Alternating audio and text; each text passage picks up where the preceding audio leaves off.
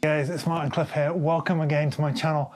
And in this, the last video of 2021, I just wanted to put forward some thoughts that maybe you can take forward into 2022. And really, I just want to encourage everyone out there just to keep things simple as you head into the new year. So before we go any further, I just want to ask you to do some very simple things. Click that thumbs up icon down below. Subscribe to the channel if you're not already, because only about 8% of my watchers are subscribed to the channel. And in particular, if you are not a man between 30 and 50, I want to hear from you, because my analytics tell me that everybody who watches my videos are men between 30 and 50. And comment down below, let me know what your thoughts are heading into this new year. We've certainly had an interesting couple of years in 2020 and 2021, but yeah, I really believe that we can go into 2022 with a little bit of renewed vigour and hope, even in the face of Omicron and all that. So I'm going to break this down into a few areas of what can we keep simple.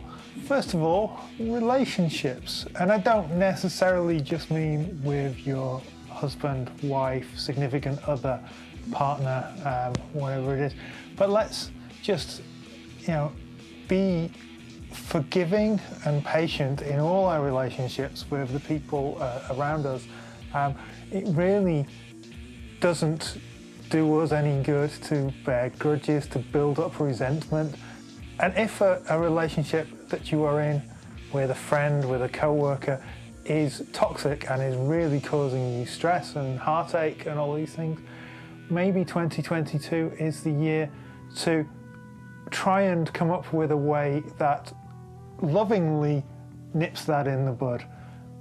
Whether that's having a conversation with them and saying, look, this is just really causing problems for me. I just really feel that it would benefit our relationship long term if we have a period of separation, or where we just see less of each other for a time. Whether it's just, you just need, sometimes friendships come to an end, sometimes work relationships come to an end, sometimes family members just need to see less of each other. So keeping things simple for yourself might mean keeping things simple in terms of the relationships you have. And also just think about the number of relationships you have and the kind of relationships they are. If you have 1,000 friends on Facebook, are they really your friends? Are they people you really keep up with? If not, curtail them down. I strongly believe that you cannot realistically stay friends and up to date with more than about 250, 300 people in your life. So maybe that's something to address as you head into a new year. Another area you may want to look at keeping things simple as you head into the new year is your wardrobe. Now, it's easy for me at the moment because I'm not at home, so I have a very limited wardrobe here. So all the videos you see me shoot in England are probably wearing one of 3 shirts. But definitely, reducing things down can really help you.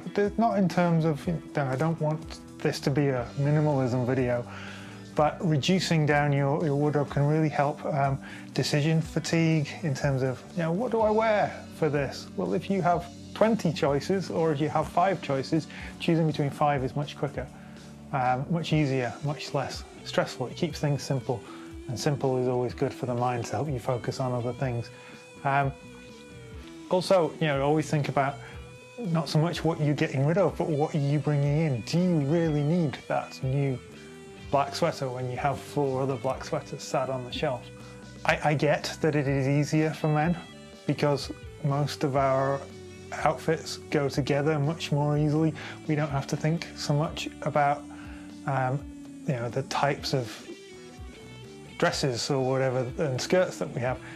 We pretty much wear trousers or shorts when it's hot, and then shorts. We'll have shirts and we'll have t-shirts. So I get that it is easier for men to keep a simple wardrobe than women, but there's lots of great resources out there if you are female and you are trying to simplify your wardrobe. Lots of great videos on capsule wardrobes or other things that still keep variety in what you have, but reduce the number of pieces, and also just encourage you, as things wear out, maybe you don't need to replace them, which will help the environment in terms of consumption and all that. And to be honest, keeping things simple just helps you keep a consistent style, which helps maintain your identity, helps you from getting confused mentally, because constantly flitting between different styles causes instability in your mind, and I believe that does not necessarily benefit us in the long term either. For me, I pretty much am wearing a pair of jeans, a t-shirt, a shirt if it's cooler, and a sweater if it's really cold. My life is pretty simple along those ways, but I appreciate that different people have different things. If you go out to work and you need a suit, then definitely have a suit. But it's a case of looking at your lifestyle, what you need, and just paring it down to the essentials, or at least to a level where it's not excessive. Because the other thing is, if you've got too many clothes crammed into your wardrobe or closet, then they're going to wear out, they're going to become creased more easily. So I think there's a lot of benefit to having a more spread out, more spacious area to hang your clothes. It's just generally a beneficial thing to simplify and keep things simple in your wardrobe. One area where it might be the more minimal-minded part of me speaking is in terms of general possessions. Now, you've heard on this channel and on many others, I'm sure, that the average American household has 300,000 items, which is slightly horrendous. And I imagine in the UK it's not that much less than that. Apparently in 2020-21, due to lockdown and stuff, people stopped buying services and instead bought more things than ever before to have at home, because they clearly didn't have enough already. And it is always a challenge in terms of how much stuff do we bring in and how much stuff do we get rid of. Well, for 2022, I want to issue everybody a challenge of simplifying their possessions. Not necessarily going down a massive declutter minimalist route, but even if you can reduce the amount of unnecessary stuff, because everyone has stuff they don't need, they don't use. If you can reduce that by 10% and give it to people who can make better use of it, you've done yourself and the world a good service. If you can do 20%, so much the better. The less excess junk we have around, the easier it is to keep stuff clean and organised, the easier it is to remember where stuff is, the less anguish it provides for most of us in terms of just having a comfortable environment around. The brain does not like to see clutter in its natural state, and something that it is fairly standard that a lot of people who grew up, particularly in the 50s, 60s, 70s, who knew scarcity growing up. I always had what I needed. We didn't have a lot of excess, but we always had what we needed. But they are drawn to gathering stuff in, collecting stuff. And perhaps this is less of a thing for young people because everyone's always had so much stuff that they maybe don't feel the need to collect even more. Although I do see some horrifying things on YouTube sometimes from channels not necessarily about having lots of stuff, but people just seem to have such cluttered environments and all that. So just, if you can, reduce stuff down a little bit, simplify your possessions, you will feel better for it, and you will potentially benefit other people in the process. Now for me, something that is particularly important as we head into a new year is to think about our beliefs, our faith, and keeping a simple faith is something that can be quite difficult, but it's something that I feel is very important. My faith is not one that's too wrapped up in theology and study, although there are definitely benefits to that. But really, what is important and what is the main tenet of my belief system is that I am flawed, I am a sinner. God recognized that we were sinners. He sent his son. His son died to take away our sins. If we believe in him, we are saved and we can be forgiven for our sins. And that's it.